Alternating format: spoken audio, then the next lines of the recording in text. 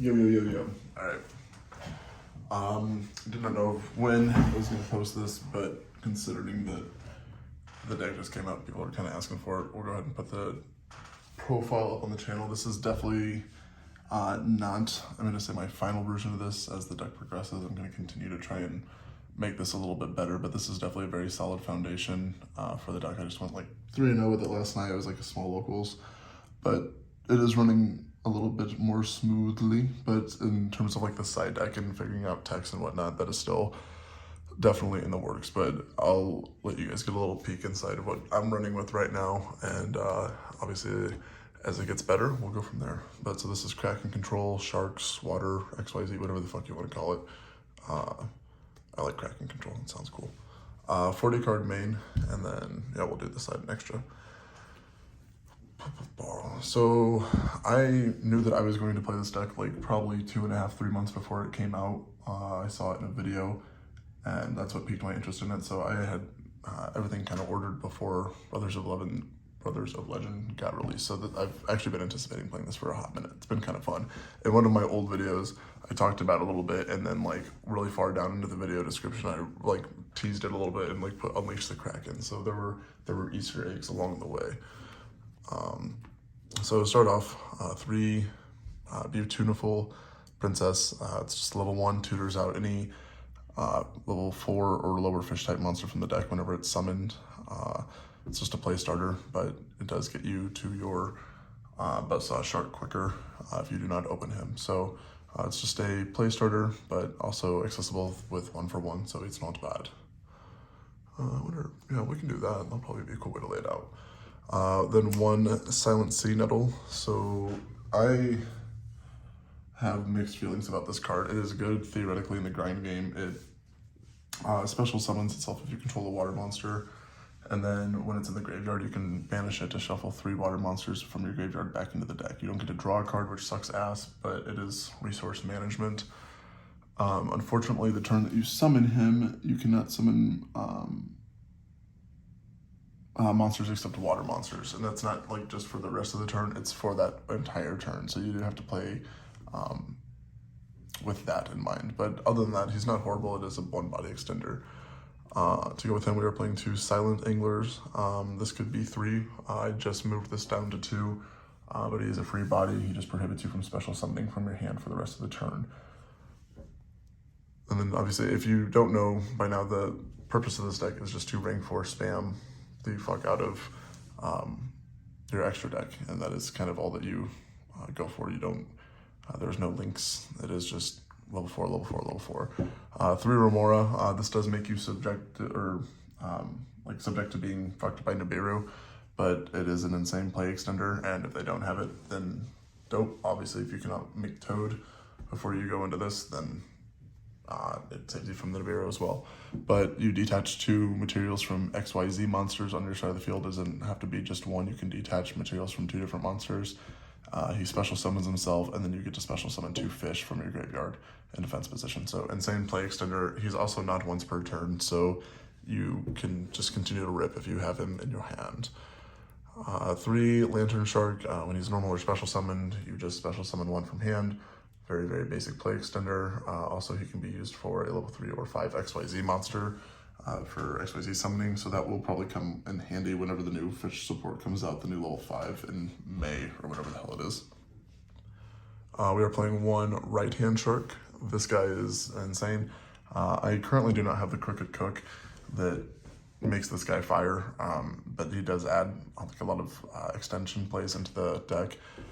Any material or any XYZ monster that is used with him or has him as a material can't be destroyed by battle.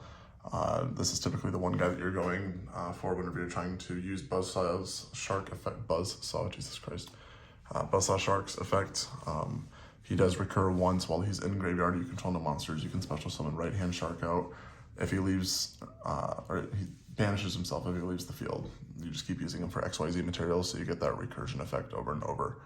And again, with Crooked Cook, I'm sure if you're watching this profile, you're well aware of what that is, but there's the rank 4 XYZ. I don't remember what his number is off the top of my head, but if he's the only monster you control, he's unaffected by all other card effects. Putting Right-Hand Shark underneath of him makes him unable to be destroyed by battle as well, so you just have this immune monster that you either have to kaiju it, like link off with like the goddess of the underworld, or be able to do piercing and continue to beat over it. Other than that, I mean, and like fusing off with it, I guess. So like there's very, very niche ways of getting around it, but it's kind of a bitch for most decks to deal with, like in games 1 or 3 if you hit them with it out of nowhere. So just kind of something cheeky that the deck has in its arsenal that you can do if you want to. And then Buzzsaw Shark, it's just once per turn. You can special summon one fish monster from your deck. Essentially, it's just gets your plays going, I guess, if anything. You're trying to bait out Ash before you use him. But yeah, kind of the bread and butter of the deck. He keeps your plays going. Obviously, when you're recycling with Toad and whatnot, Buzzsaw Shark is very often being added back to hand. Nibiru and Ash for hand traps. I was playing 3 Nibiru. Obviously, you can knock it down to 2, but whatever ratios you deem fit. This deck works around Nibiru very easily if your opponent has a huge token, because Kraken just pops monsters and inflicts damage, so you never really have to be too concerned about that. But yeah, that's it for the main monster lineup. Still flirting around with ratios, but so far this has been working pretty all right. Again, it's just pumping out level 4s as much as possible. Spells, 1 instant and 1 ready fusion. So you could play, I guess, like 2 and 2 if you only have 2 and 2, but I like playing 1 of each. That way, if you open up both, they're both live. Both targets that I'm playing, I'll show you why I'm playing specifically each one, testing something out. But yeah, and very easily in the future, one of these might be cut, just so it's just a 1-card opener, depending on what I try and do with the extra deck. But I would definitely play one or the either, and at least the rare fish. But I'll show you what I'm working with. And then, I'm probably not gonna have enough room here. 1 for 1, Call by the Grave. The 1 for 1 is simply just for the Beautiful Princess. If you open up like 1 for 1 in Silent Sea Nettles, you just feel like a god, because this card kind of sucks, but getting it in grave is dope. Monster Reborn and 2 White Mirror. I'm sure people are playing this card in 3. I like 2 White Mirror and then 1 Monster Reborn. They both do the same thing. White Mirror obviously adds the monster that you're special summoning back to your hand as well. Like you can add the same monster from your deck to your hand. But if you open up both, I just like the idea of them being able to both be live, and Monster Reborn's a little bit more versatile. So similar though. 2 Cosmic Cyclone. Having main deck outs to Mystic Mine, and just anything in general, it's still a decent enough card that I can see being justified for main deck. We're doing 3 Pot of Desire. You're playing enough ratios of everything that, typically launching off a Pot of Desires is very okay in this deck. You're just trying to go for rank 4s. So, pretty alright. I mean, Prosperity, I guess, wouldn't be I don't own Prosperities, but I could see it potentially working in this deck, but I think Desires works pretty alright.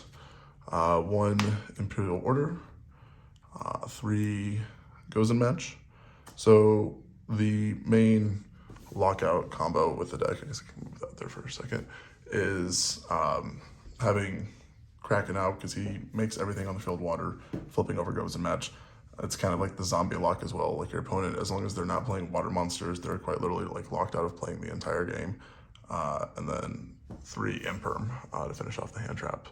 But yeah, I mean, typically if you get to Kraken and Goes and Match, your opponent is absolutely fucked, unless they're just playing something that slips in between that. But again, that's the main deck. Gives a pretty good visualization of what the layout looks like. Nothing too spicy. Like I said, the only things I could see changing around at this point in time, well, I don't even know, that's complete bullshit. Something could happen. Like these, I had swapped out with something in my side deck, I'll show you in a bit. I could see cutting one of these. I know people aren't even playing the Silent Anglers. The 1 for 1 is cuttable, so there's like a lot of, like, fuck, even you don't have to play Monster Reborn by any means. I know people that don't play the XYZ Remoras, so like I've seen a ton of different lists, so by all means, it's a very fresh new concept. So a lot of people are able to take a lot of different approaches to it, which is cool. It depends on what you want to play around. Like if everyone at your locals is fucking playing Nibiru, maybe you don't want to play the Remoras. If alternatively you know that that's like a safe bet for you, I would definitely be playing Remora. So you kind of tune into what you feel is right. But like I said, this has been working mediocrely well for me.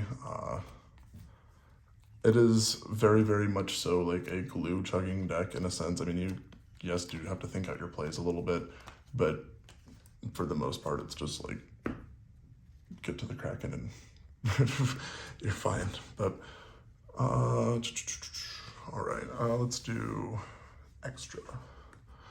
So extra deck, 2 Kraken, and 2 Stealth. So for those of you that don't know, I assume these ratios are right. Yes, the idea of like having your Kraken get popped and being able to summon both of these and have them attach is like the theory, I guess. You could probably get away with 1 Stealth if you wanted to. The more I'm playing, it's not like this comes up all the time. If you wanted something like with more utility, you might be able to play a ratio of 1 and 1. That might be also completely wrong, but I would definitely recommend 2 Kraken. I think 2 Stealth is right as well. I think this is just, I mean, universal enough. Obviously, these allow you to go into F0. So I believe that these are the correct ratios at this point. Again, it's new enough. I shouldn't say it's new enough. I've been playtesting this for long enough now. I'm going with this. 1 Abyss Smeller. You obviously just turn everything on your side of the field to water if it's not already water, so this just allows you to OTK a lot easier, and obviously it's still like one of the best rank 4s ever made. Shuts down a lot. 2 Bahamuts and the 2 Toads to go with them. This is definitely what allows your deck to grind and go tit for tat with a lot of the meta right now. Obviously Kraken's good, but just being able to pop doesn't do shit, so you're definitely backing up your plays a lot more with Toads. It allows you to make your plays safely under Nibiru, and then overlaying your 2 Sharks into F0, and then Utopic Future is big fire.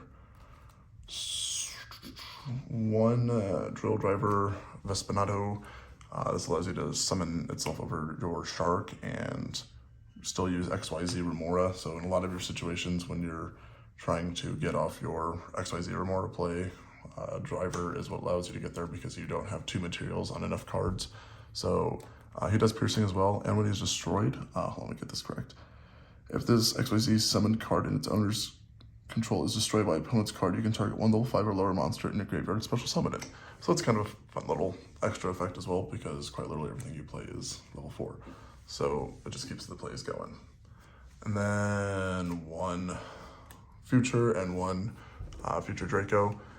This card is fucking disgusting. Shout out to Ryan for giving me his collector's rare. That's so nice of him. But can't be destroyed by battle card effects, and the once per turn you can negate one of your opponent's monster effects and by detaching material, and you take control of it. So it's pretty ignorant, but most of the time you end up on 2 Toads, this guy, and Kraken if you're setting up like your optimal board, and it's a lot to deal with. Obviously Dark Ruler No More just kind of shits on everything, but it's all good. 1 Zeus. You could definitely play 2 Zeus. If you have 2 Zeus, by all means, feel free to play 2 Zeus, because you can slap a Zeus on top of a fucking Zeus if you need to. Big note with Despacito, Vespenato, whatever the fuck his name is. He cannot be used as XYZ material the turn that he is summoned, so you can't just slap him on top of any of your rank 4s and then slap Zeus on top of him. It sucks, I know, I wish I could do it, but I can't. 1 Rare Fish, and then 1 Mud Dragon of the Swamp. So this happens to be a level 4, and he's water. So with that, I'll show you. So obviously you have 1 instant fusion target and 1 ready fusion target, but the spice continues. For the side, as per usual, I have no fucking idea what I'm doing, so this is just kind of cards that I think might be good, and sometimes they work. 3 Artifact Lancia, shits on. I mean, Eldritch you can slow down in a sense. Tri Brigade is a huge one, being able just to push them for a turn. I mean, you know, cards that banish Lancia is still a very, very impactful hand trap. The 3rd Cosmic Cyclone. I have Lightning Storms, but I think Cosmic is incredibly versatile right now, going 1st or 2nd. I don't win dice rolls as much as I would like to, so that's why I have 2 mained, but I think the 3rd one on the side is justifiable. Again, really hurts Eldritch.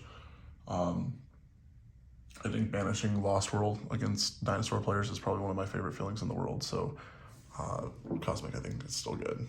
For a little bit of the spice. So Super Poly, and this is for the Mud Dragon of the Swamp, but with Kraken on field, with everything becoming water, all of your opponent's monsters become the same attribute, and Mud Dragon of the Swamp just requires 2 monsters with the same attribute but just different types. that's not going to work in every single matchup. Like Drytron, for instance, everything they play is fucking machine. You might be able to like peek them off if they've got like the Masquerena and something out. But typically if you're going second, you're not able to establish a board against the Herald. So getting to Kraken first and then dropping Super Volley is kind of hard. You can break some boards with it without getting Kraken out, but the idea is that this just gives you an insane board breaking ability on your opponent's turn if you're trying to play a little defensively. The card obviously that you can go into is a water and level 4, so it has just as much synergy with the deck as everything else. But it is something that I'm trying out. I mean, it's the same thing as the zombie world lock. It's just for Mud Dragon instead, and we could just abuse it a little bit better. Again, trying it. Don't know if it's the bee's knees or not yet, but I think it's worked before. So it's worked one time. It was really good. I'm still a sucker for Chalice, so I'm playing Triple Forbidden Chalice. I think this card is just dope. It's Scythe. I don't know, it literally hits whatever I need to fucking hit, I guess. It's just an incredibly good card. I'm playing Chalice in the side is what I'm saying. 3 Evenly, this is just a blowout card going second. I've gotten hit by Evenly a little bit in the last few weeks, and it's made me realize again how good the card still is. It never got bad, I suppose, but good enough to be in the side currently. Going second, especially, like, I know I keep saying Eldritch, but Eldritch is just not a fun deck for me to have to contend against. It's very grindy. And then 3 Dimensional Barrier. Great against Sword Soul, being able to stop synchros. Rogue decks currently, I mean, fuck, even the mirror match. I shouldn't say that because you're going to turn off all your own XYZ monsters, but it does prohibit your opponent from summoning an entire turn. So, currently the side as of right now, obviously 15 cards, but pretty locked stock, 2 Smoking Barrels. I like the deck. I will definitely continue. Well, it's going to be a while because your boy's about to be traveling for like the next month or so. So I don't know when the next locals I'll be at will be, but obviously as I can get some more replays, I will have those uploaded for you guys, see if the deck takes any new turns. On top of that, I have the Eldritch Train deck, but I don't know if I'm ready to release that into the world yet. I need to do like a 1,000 subscriber promo. I don't really give a fuck about the subscribers. I'll release it at some point. I just gotta make sure that I want to let my baby out there because that's a fun deck that I've been working on a lot. So anyways, that is Kraken Control, guys. Thank you very much. The deck was super cheap to build. It probably realistically cost you like 60, 70 bucks to, if you had $100, I know you could probably build the deck like dirt ass cheap for everything. These things jumped up to like 10 to 15 bucks, which is kind of stupid, but everything else is pretty dirt ass cheap. So by all means, try it out. If you guys have any cool spicy techs or anything that I'm missing out on, let me know. But other than that, enjoy your fucking holidays, guys. Be safe or not. Fucking do drugs.